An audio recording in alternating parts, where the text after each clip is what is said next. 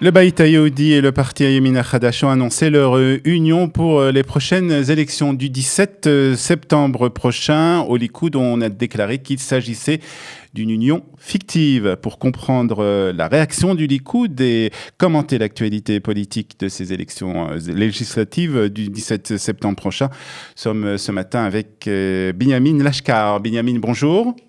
Bonjour. Merci d'être avec nous ce matin. Merci de répondre à nos questions. Alors, d'un côté, on voit une union de deux partis de droite, le Bayt Yehudi et le Yamin Khadash. Et au Likoud, on semble pas très satisfait. Pourquoi ?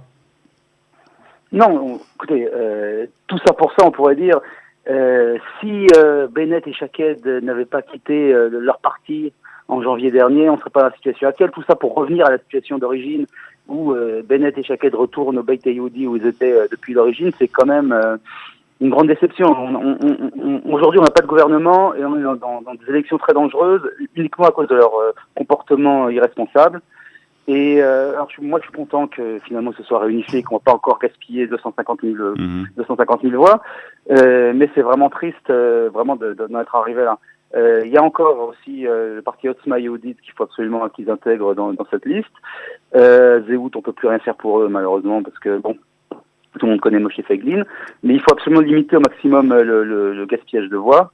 Et voilà, il reste encore une journée pour encore quelques heures pour cette union. Est-ce qu'au Likoud, on sent, on a un peu peur justement que cette union avec Otzma Yehudit et peut-être, alors même si vous le mettez de côté, Moshe Feiglin de Zéhout ne se fasse pas. Est-ce qu'on a peur que des voix partent à la poubelle encore une fois?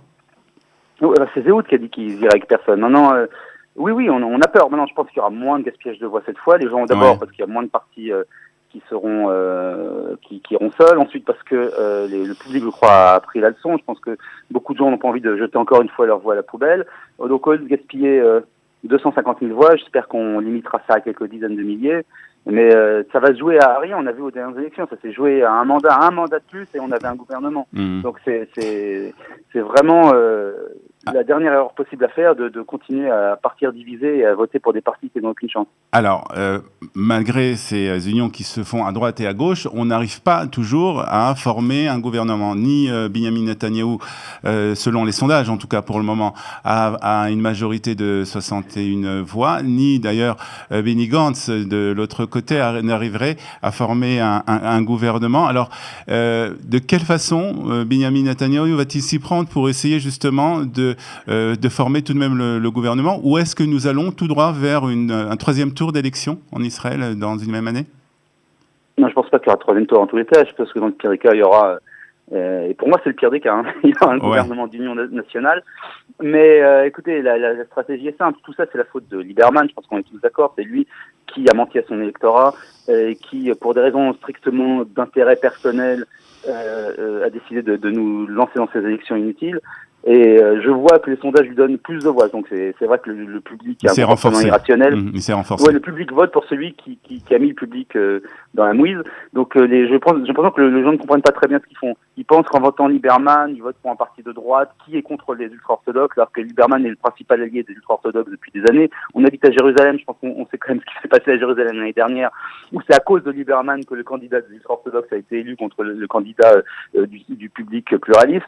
Donc faire passer Lieberman pour ennemi des ultra-orthodoxes, c'est quand même une vaste plaisanterie. En dehors de ça, Lieberman lui-même dit qu'il ne va pas... dit maintenant de plus en plus clairement qu'il ne va pas soutenir Netanyahou aux prochaines élections. Donc les choses sont claires, ceux qui votent Lieberman votent pour la gauche.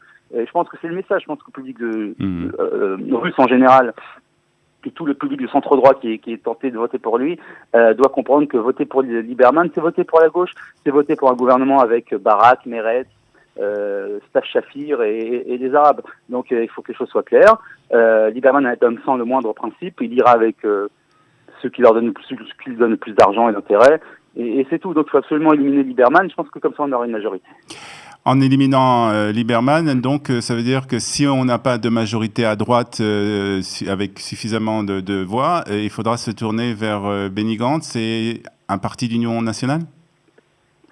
Le problème, il est chez eux aussi, parce qu'ils disent qu'ils refusent ils veulent bien faire un gouvernement Donc d'union nationale, mais pas on se Netanyahu. retrouve quand même dans l'impasse. Ils veulent décider pour nous qui sort. Je pense qu'à la fin, il y aura. J'espère d'abord qu'il y aura une majorité de droite. Je pense que c'est encore possible. Mathématiquement, c'est tout à fait possible. Ensuite, il y a le fait que le Parti travailliste soit au bord de l'extinction aussi qui peut jouer. Il ne faut pas oublier que les sondages d'avant les dernières élections donnaient des résultats assez différents de ce qu'on a eu à la fin.